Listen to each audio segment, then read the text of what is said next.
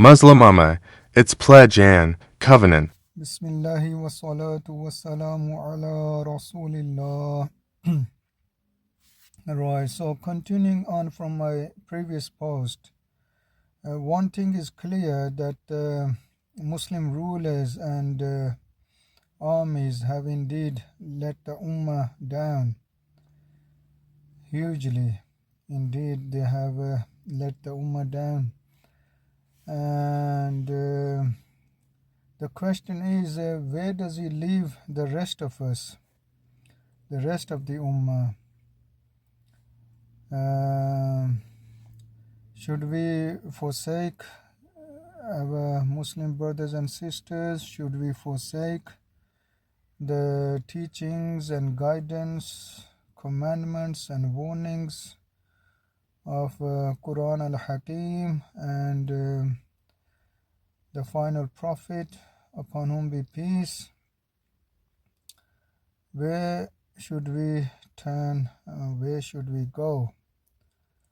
And surely many Muslims are continuing their journey as previously. Many are acquiring the sacred knowledge of Quran and Hadith, and many already are gifted with this knowledge.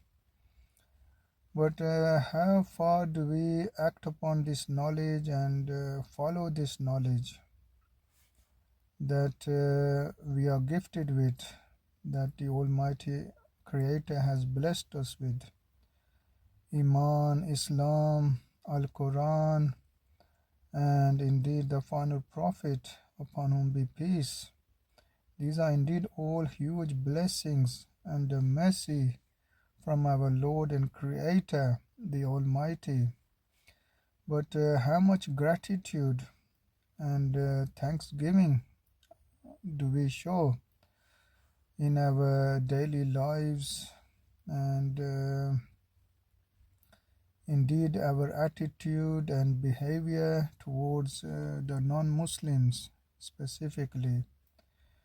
Because although some are making the efforts of inviting the non-Muslims towards the truth on the social media, which is a very important aspect nowadays, because everybody has access to social media nowadays, no matter which part of the world you live.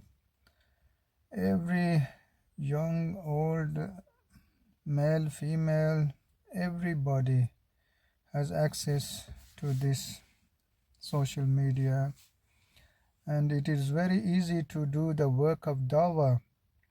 Yet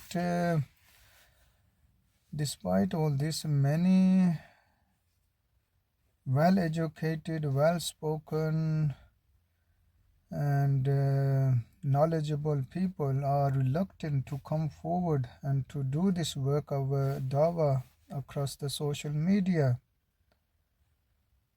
And hence we see many Muslims not adhering correctly to the commandments of the Almighty Creator, His advice and His warnings from the final revelation, Al-Quran, and the example of the final Prophet Muhammad, upon whom be peace.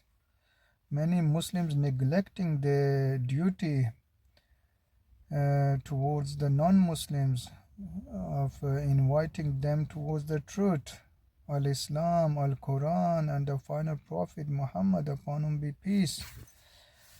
And whilst greatly indulging in the luxuries and enjoyments of this temporary life upon the earth, which is a huge sad reality, and surely something needs to be done about it. And despite the Muslim sufferings and humiliation around the world, specifically in Palestine. Many Muslims are still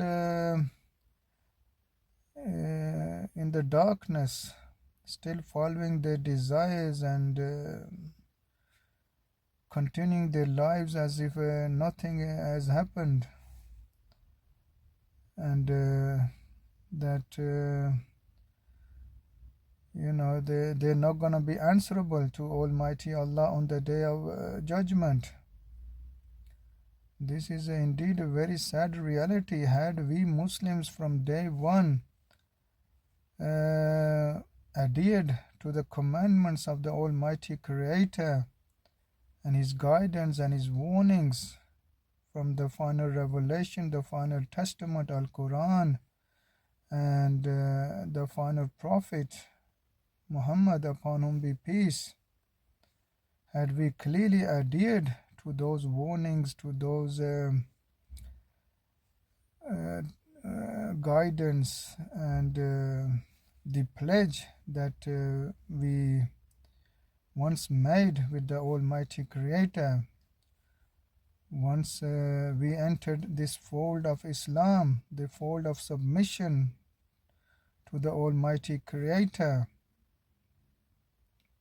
and left behind all false ideologies and false beliefs, false religions, we surely had a pledge, and unfortunately that pledge seems to have been broken. And this is why we are seeing the Muslims in such a humiliating and degrading state. May the Almighty Creator have mercy, and may we wake up from this sleep, this ignorance and grave negligence about our pledge and covenant with the Almighty Lord and Creator, surely to whom we shall return and be accountable for our life and our deeds and our actions upon this earth.